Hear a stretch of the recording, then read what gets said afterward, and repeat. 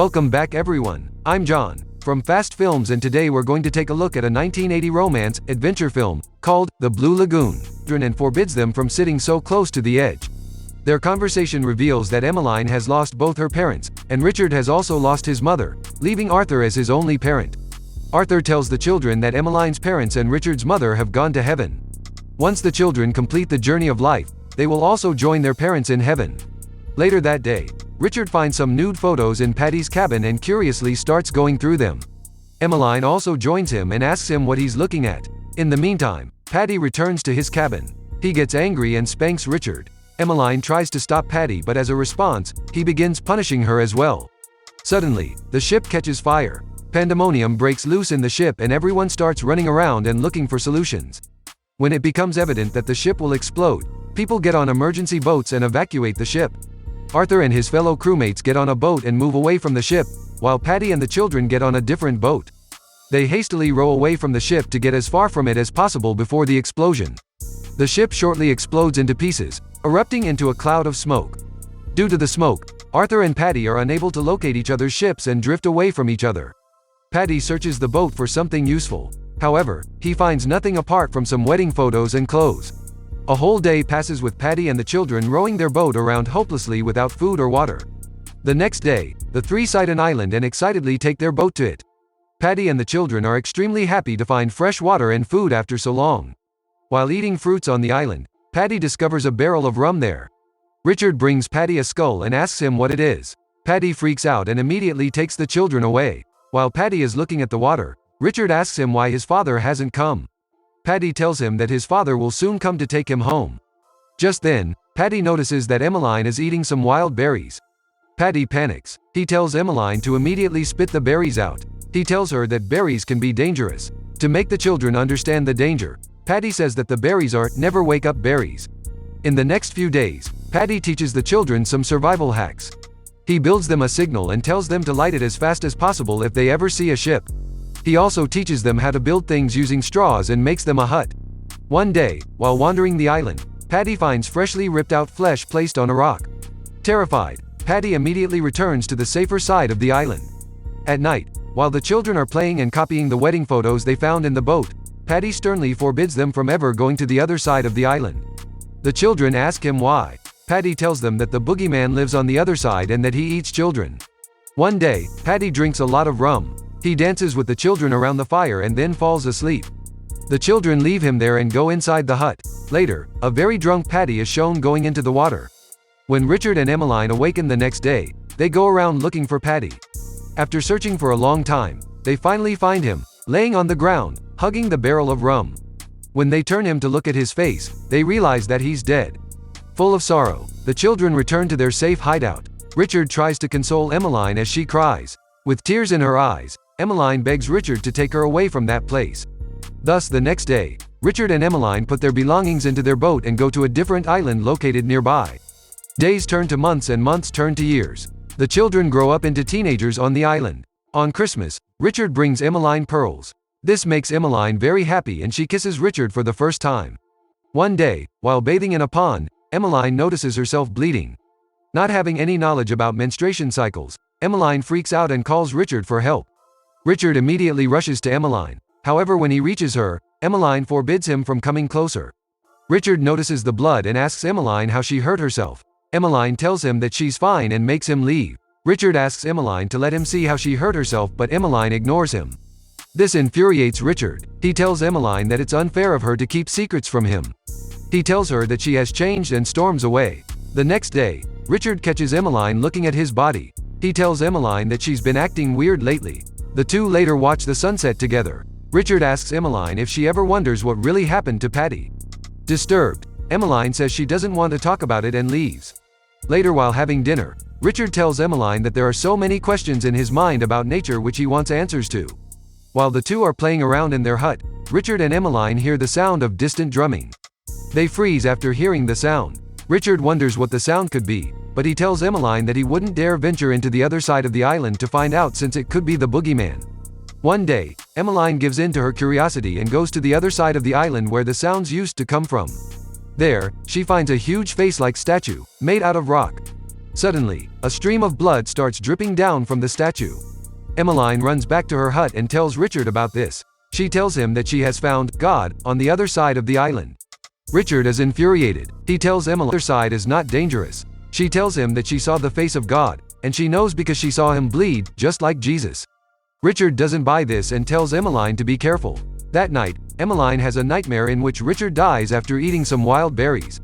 She wakes up, disturbed, and starts looking for Richard. Richard comes to her and comforts her. Emmeline asks him to promise her that he will never leave her alone. Richard hugs her and promises. Emmeline kisses Richard, but when Richard starts feeling her up, Emmeline stops him and moves away. Later that night, while Emmeline is sleeping, Richard touches her. Emmeline wakes up and rudely sends Richard away. The next morning, Emmeline tries to talk to Richard but Richard ignores her. Emmeline follows him as he walks off towards the shore and plays with himself. Emmeline calls his name but Richard yells at her and tells her to leave. Later, a ship comes sailing near the island. Richard starts waving to it excitedly and runs towards the signal to light it. However, he fails to reach the signal in time and the ship leaves. He notices that Emmeline had been close to the signal all along and asks why she didn't light the signal. Emmeline ignores him, which makes him even angrier. Enraged, Richard declares that he'll go home without Emmeline. He builds a raft out of straw and bamboo sticks and takes it into the ocean. Emmeline watches with a grin as the raft collapses and Richard returns. She taunts him and tells him that he'll never be able to make something strong enough to carry him home. As a comeback, Richard tells Emmeline that she has started to look funny now. Emmeline throws a coconut at Richard which hits him on the head. She rushes to him as he collapses and apologizes. Richard slaps her across the face and says he wishes she was dead. After this, Richard returns to the hut and throws all of Emmeline's belongings out of the hut. Alarmed, Emmeline asks him what he's doing. He tells her that he's the one who built the hut and he would no longer let Emmeline live in it. A couple of days pass with Emmeline staying outside, even in strong winds and storms, while Richard peacefully enjoys the comfort of his hut. One day, Emmeline accidentally steps on a poisonous fish. This makes her weak. Richard notices her deteriorating health and goes to check on her. Realization dawns on him that if he ever lost Emmeline, he would be stuck on the island all alone. He begs Emmeline to stay strong and stay with him. Emmeline tells him to take her to God. Richard carries her to the other side of the island and lays her in front of the stone statue. With teary eyes, he says he didn't mean it when he said he wishes Emmeline were dead and begs God to save her. After some time, Emmeline moves and opens her eyes. Richard sighs in relief and asks her how she is. Emmeline asks Richard if he's still mad at her. Richard tells her that he isn't mad, he's only afraid of losing her.